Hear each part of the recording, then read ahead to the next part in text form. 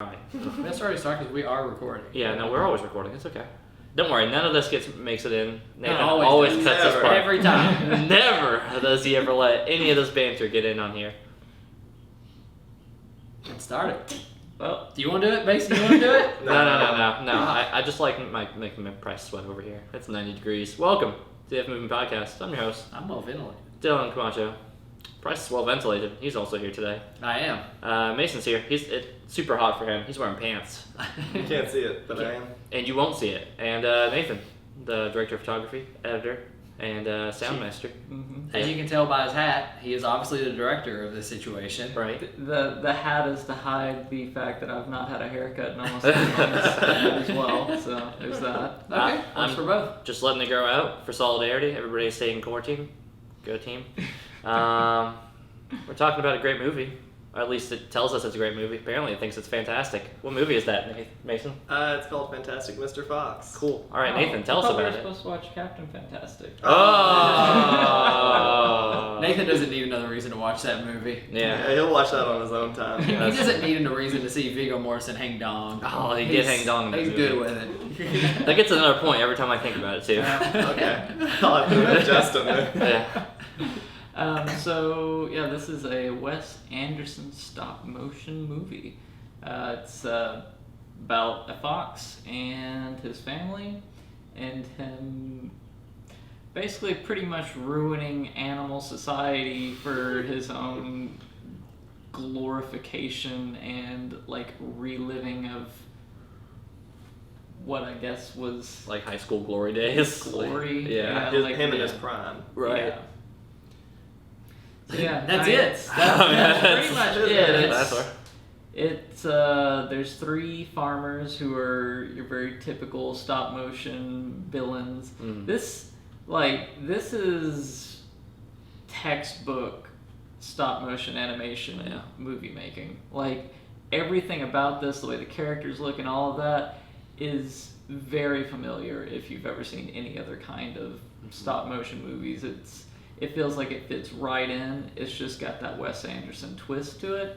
Like it's just like framed the way he would frame it, but this is a stop motion animation movie that is just as much a part of the genre as any other. It doesn't really do anything that I would say is unexpected or stands out from the genre that it's in. Yeah.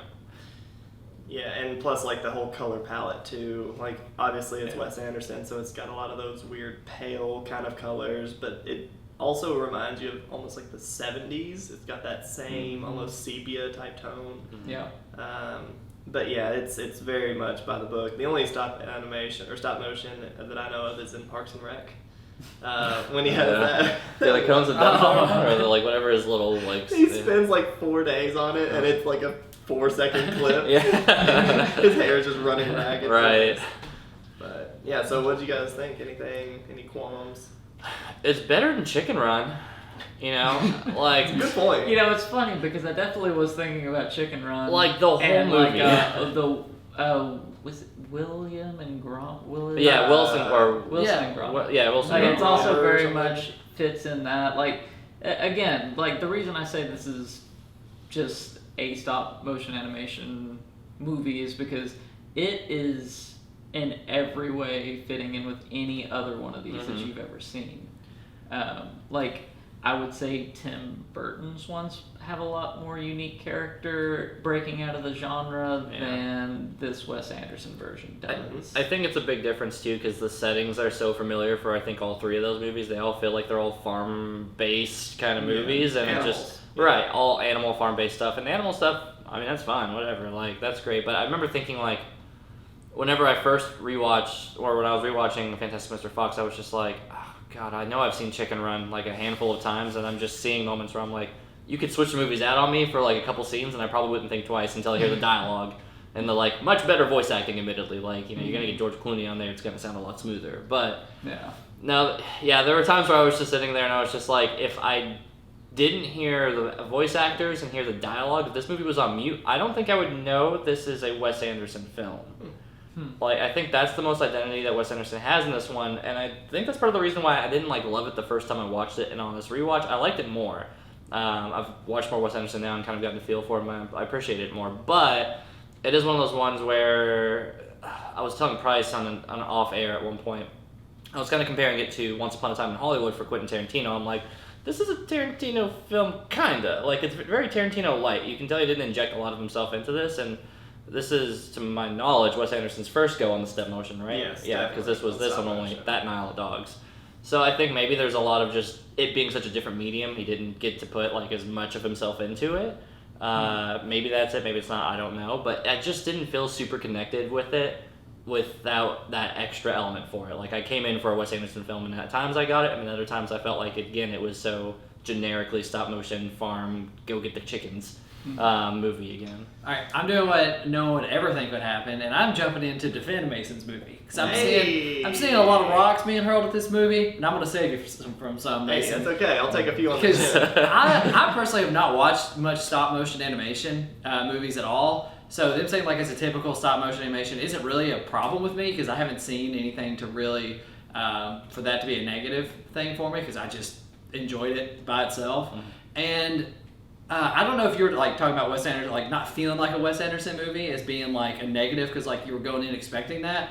I love that. I do not like Wes Anderson movies, and I really like this movie because it wasn't like that. The only voices I recognized were George Clooney and Bill Murray. That's it. Yeah. And I really like that because every Wes Anderson movie is like, oh, that little farm boy over there is a famous person. Yeah. That horse is a famous person. Yeah. I'm sick of this. I'm sick of seeing every famous person being in this dang movie. Yeah. And this movie, I couldn't recognize them. I mean, I think it did have famous people because I was really thinking It that had a ton. Edward a Norton lot. was Ash, right? Yeah. Yeah. Okay, see, like, but I wasn't sure, and I like that. And it didn't feel like a Wes Anderson movie. It felt like a very, like, just like a movie. Like, it felt like just a normal movie that, like, wasn't made by this wacky director that I think makes bad movies.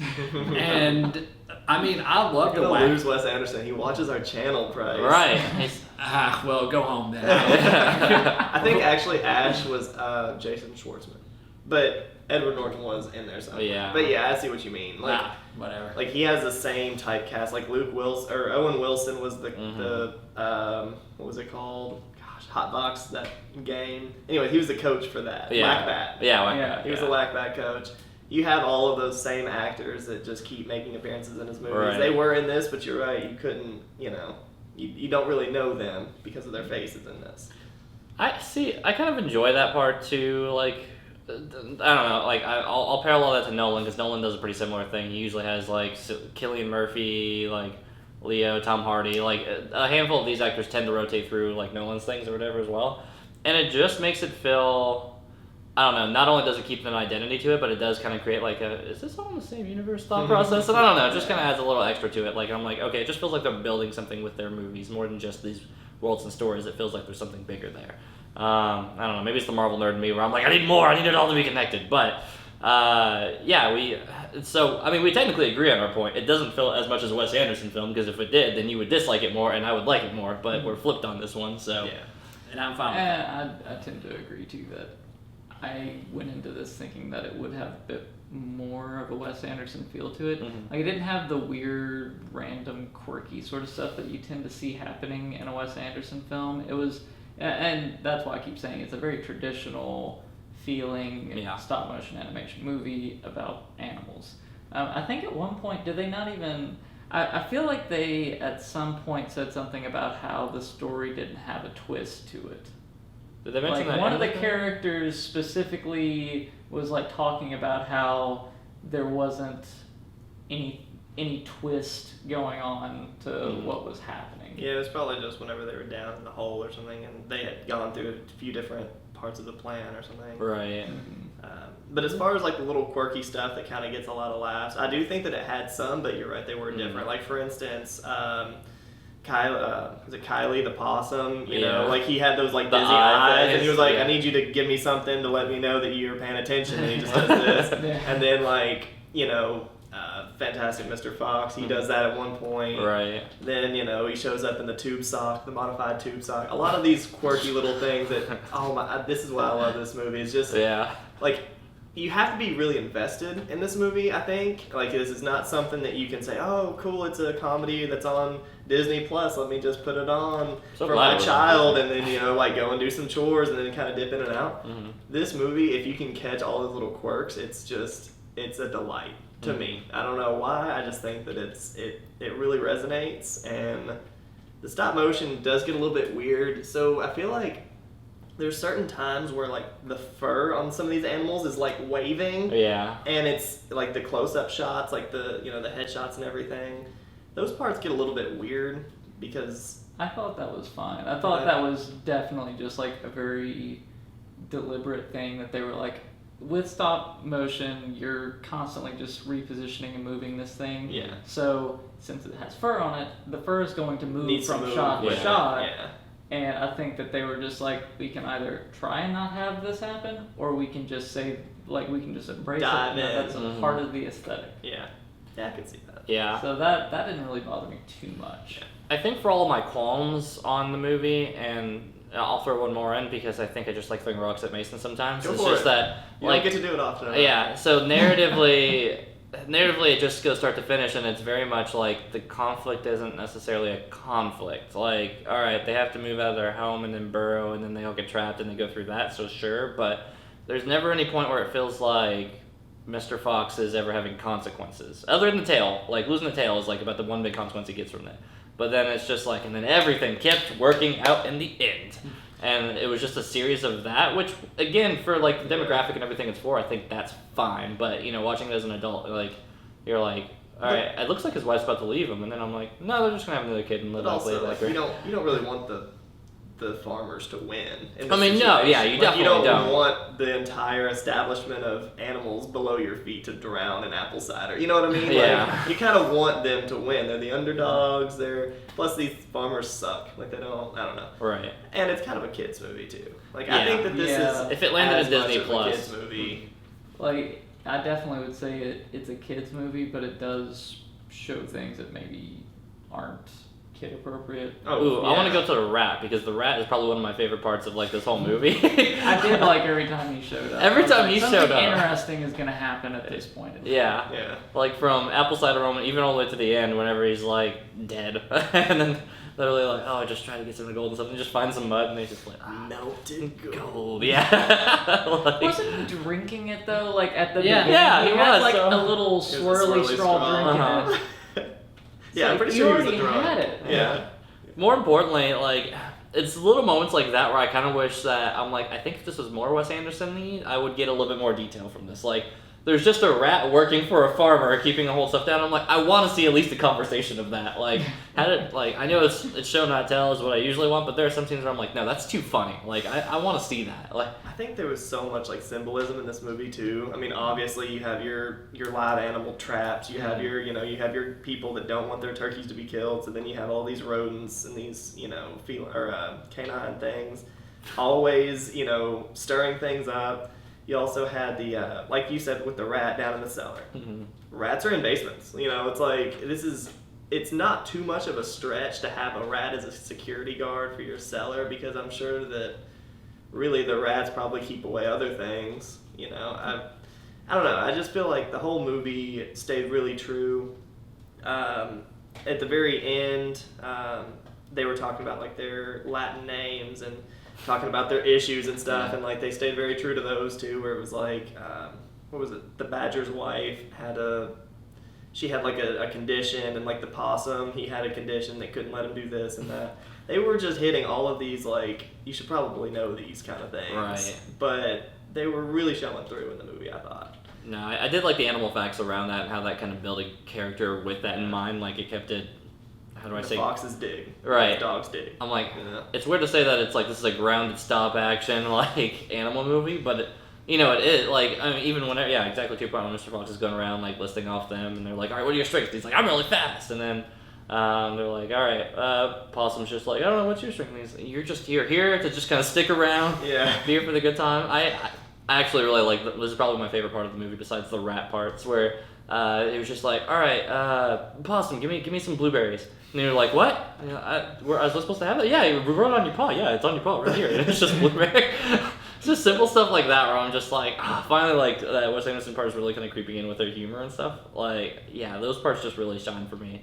I also really like the music in it. I don't know. Yeah, I mean, so most of good. the time I think the Wes Anderson movies like the music is just really campy. It doesn't seem to fit, but like the music in this weaves in with the story so well and gives it a lot of character. It gave it that, like I said, like that 70s type vibe, but the music was almost from the 60s. It had the Beach Boys in there. Yeah. It had a lot of like really old school, like the very end dance scene when they were there in the supermarket, you know, dancing on the linoleum. Hey, my favorite scene was when they're finally getting like crawling underneath the storerooms and stuff. Yeah. And that one guy's playing his own song that he made up or whatever. Petey. That song's Oh, that was hilarious. I Petey was a good character. love that. Love that whole scene. I was just making up the words as I go. That's a terrible way to make a song.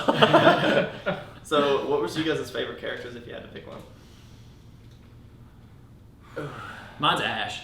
Yes. Yeah. Ash is probably up there, but the rat was just too Rat entertaining was for good. me. Yeah, every I did time like he was the around. rat quite a bit. I mean, Ash, like, you're just expecting, like, oh, this is the little terrible kid that's going to be reformed by the end, and he's going to be like the perfect kid, and he's not. He's still like a Still terrible terrible. kid. Still a 14-year-old or whatever he was. He's just not near as bad as he was, and I like that. I like that a lot of this movie is bucking what you think is going to happen, because it is, like, again, like, not too crazy of a story, but you think, like, oh, Mr. Fox is going to get what's coming to him. He lost his tail, but, like, he's going to have to lose more. He never does. Ash never becomes like this perfect kid, Yeah. and I like that. I like when a movie like does something that I'm not expecting. Yeah, I like that. it's more human for it because nobody just goes perfectly good or perfectly bad where a lot of narratives want to do that. And yeah, I mean, even to that Ash point where, whatever, the cousins, like, they're trying to tell him, Christopherson. Christopherson, they're trying to tell him to move the bed or whatever, get from like the train track. And he's like, oh yeah, you're just gonna cry about it, whatever. And then he turns off the light, and then he starts crying. He turns the light on. There's a lot of attitude Goes- in this house. yeah. Don't let me get one. I love that whole Everything interaction. that Ash Yeah. said was, I Yeah. thought, hilarious. And the whole dynamic between him and Christopherson, Yeah. it is hilarious. I mean, even when they're in school, and he has that lab partner that keeps looking over at Christopherson, and she's like, I am your lab partner. He's like, no, you're not. You're You're just loyal. Yeah, you're just loyal. And it's just these, like, flat lines that are just, oh, man. I don't know. I don't know why I love them so much. Ash's They make lines- me smile so much. Ash's lines probably land the best. Yeah. Yeah, like him and Fox are probably like their lines definitely land on it. But the I, cunningness of Yeah. Fox and then just, I don't know, the dryness of Ash, maybe. mhm. Before we get out of this part, I also want to mention another like aspect of the movie I like is when they go into wild animal mode, like when they get really emotional. Like the first scene with him and the badger and the when they first started doing it was hilarious. Yeah. And they're like, they said cuss all the time. Yeah. Like, they That said, was like a an cuss actual word. cuss Yeah. word. What the cuss do you think you're doing here? Yeah. Yeah. And then he, like, whenever he was eating the pancakes there towards the beginning, he was like tucking his napkin in, and Yeah. he had just said the paper, and then, I don't know. And then the entirety of the meal was still just sitting Right, He just didn't eat a flopped bite. over. like nothing everywhere. was eaten. No. God, I did really want French toast after that. Though. It looked Yeah. so good. It did look It super did. good. I'm like, yeah, there has to be like the tiniest little French toast they just made just then. There's no Yeah. way. But it's delicious. You guys want to go into the next segment? I'm Talk ready. about positives, whatever. Yeah, talk about the shape of the movie, guys. And here we're talking about if it's a fat movie, a thin movie, or a perfectly fit movie. You can tell by the runtime. If it feels a little bit too fat, that side thin. Needs a little bit more. Thin, perfectly fit. Runtime matches what was on the screen. Boom. Price, you go ahead. It's fit. I mean, I really enjoyed this movie. I never noticed the runtime, and then after it was over, I checked, and it's like an hour and a half. I mean, it's going to be hard for a movie to be fat at that length. Some movies can be thin at that length, but I think this movie hit all the check boxes it needed to be a fit movie. Yeah, I'll agree. I mean, 90-minute runtime says pretty solid. You have to really be starting to push into. I think once you cross over to 100, that's when it gets really easy to be fat or thin. Those extra 10 minutes can make a difference, but yeah. There's not anything I would sit here and cut. There's not anything I would say, that's not true. I would add, it's slightly thin. I don't know, it's only because I would add more rat scenes. The favorite character. Yes, I would add more rat in there somehow because I also think the fights were really Yeah, fun if to you watch weren't too. gonna say it, I was gonna say. Yeah. Other than that, it's a thing. I want to know how does he have You need to know. how A does he knitted have sweater. Yeah, Yeah. it's Yeah. knitted Yeah. with security. Beam on it. security on Yeah. it. It's rat size. Yeah. That was It's literally deliberate. created for him. I'm going to say it's very fit, too. I think if there's any part that I can maybe adjust, right after they get trapped, and then he's doing the toast. You know, he had won. You know, he announces that he won against them, or that they had all won. And then they get flushed again. I think from the part there all the way up to that final scheme where like all of the those flaming pine cones. That's what it was. The pine cones. That part seemed like a little bit of a lull because you had, you know, Mr. Fox trying to surrender, and then it was a very like dark kind of tone. It didn't go with that like happy flow of the movie. Mm-hmm. That was the only part that kind of stood out to me, and I thought that you guys maybe would have seen that, but maybe not. Maybe I was just being way too critical on it. Anyways, if there was any part that I would maybe adjust a little bit, it was right in there. But I love the end of this movie. You know, that whole final scheme, that whole plan that they put together was incredible. I think it was very fit, though. I feel like I already said my piece. Yeah, more rap. I need more knitted The rat was interesting. Yeah. You could even have a flashback to how they met in the first how place. they met in high school or something before he was corrupted and turned to the dark side. Yeah. He was very lanky too. He was the Like, skinniest rat I've ever He was seen. very familiar with Mr. Fox and his wife both. Yeah. Like very familiar. Town tart. It was a different time. Yeah. Shut up. Yeah. God, that rat's so sweet. He was. And honestly, I looked up all of the names. You know, the people who voiced for these. Can't remember the rat. I don't think it was a super famous character either. Like, Yeah. It was weird. He stood out very well though. Might have just been one of those like voice actors who doesn't do acting stuff and then just crushes the role. Yeah. In BD. Only does animation or something. Right. Well, without further ado, guys, I think we're at the score section of the day. So let's go in reverse order. We'll hop over Mason because I believe in always hopping over Mason. Okay. Nathan, you want to go? Leapfrog. I would like to give this a little bit higher, but I do ultimately feel like this movie didn't surprise me a whole lot through the whole course of it. It was pretty good, but it doesn't really stand out very strongly for me. So I'm gonna end up at a 6.5 on it. Almost a 7, but it's not really one that I ever foresee myself like wanting to go back to because I feel like I've seen stuff like this often enough. Yeah. That's fair. Price. Okay. Yeah. All right, I'll go ahead. I thoroughly enjoy, like, at a visceral level, knocking down Mason scores as often as I can. We know. Please. Yeah. Send it. Lowest score on the podcast has been given one of his movies, but jeez. I really enjoyed this movie.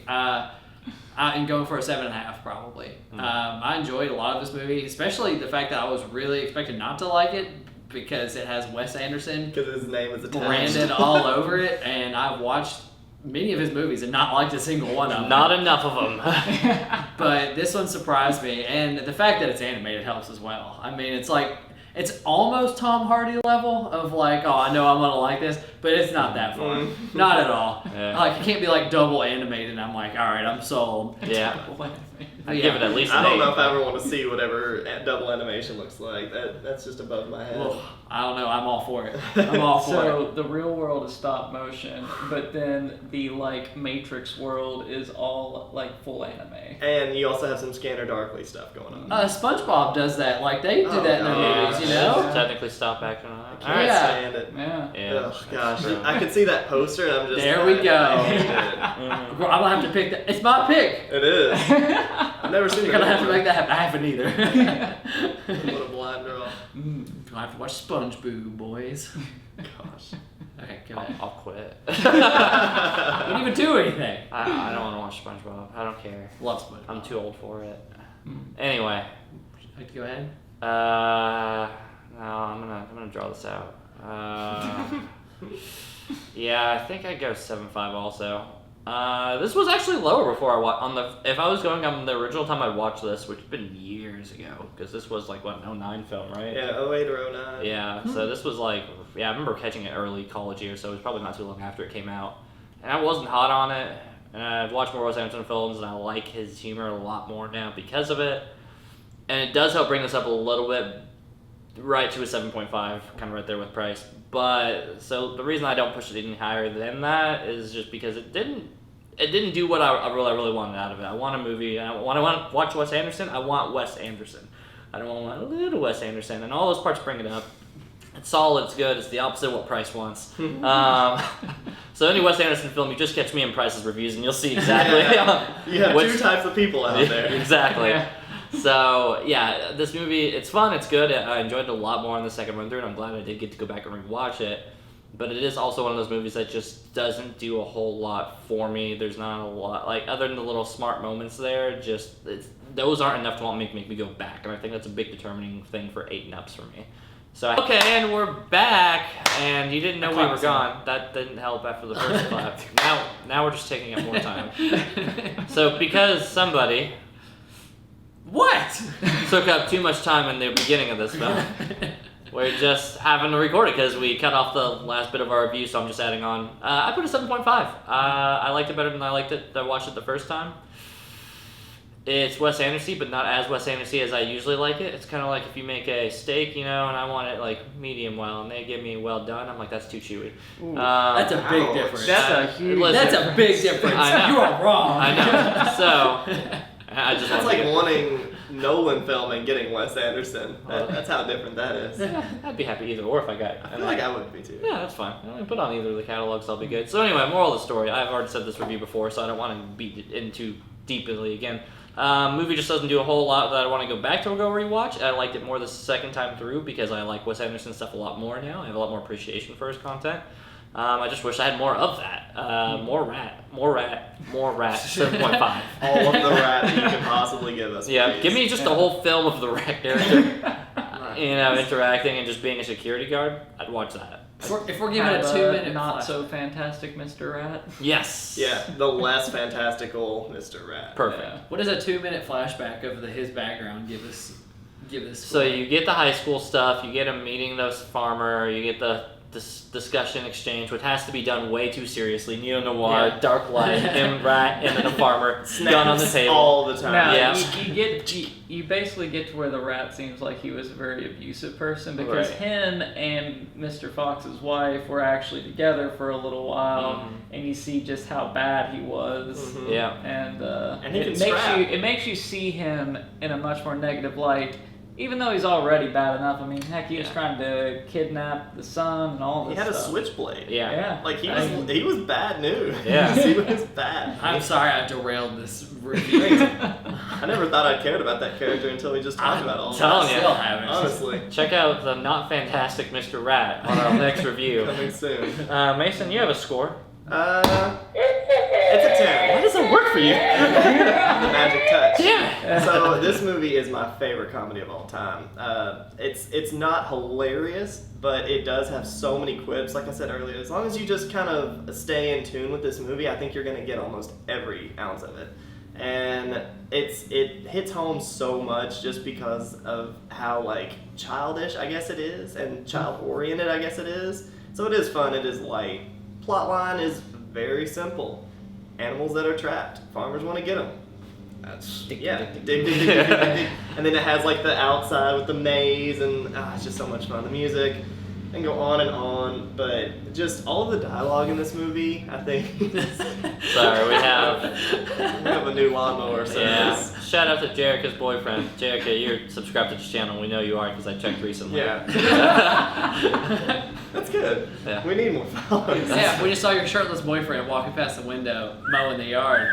It's 94 degrees. You should check on him. It's real hot. Anyway. Probably should really give him some water. Yeah. No, didn't get any. So I agree that Wes Anderson, this does look like Moonrise Kingdom to me, just in the sense of the color palette, like I said earlier, and it does have a lot of those things. It does have the voice, even though it's not the actual characters, it is the voice actors that are still behind the scenes here.